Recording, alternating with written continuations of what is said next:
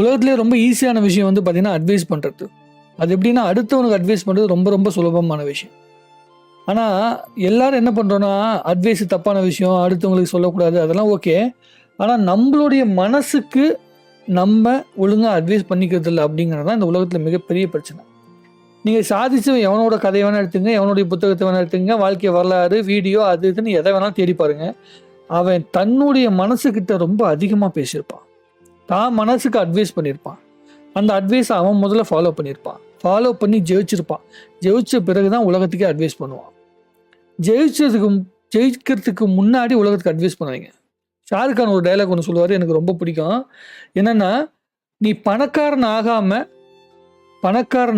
தத்துவ ஞானி ஆகாத, தத்துவம் பேசாத. இந்த உலகம் வந்து பணத்தை வச்சு தான் ஒரு மனுஷனை வேல்யூ பண்ணுதுன்னா, அந்த பணத்தை சம்பாதிச்சுட்டு அதுக்கப்புறம் தத்துவம் பேசு, அதை வேணா நான் காது கொடுத்து கேட்பேன்னு சொல்லுவார்.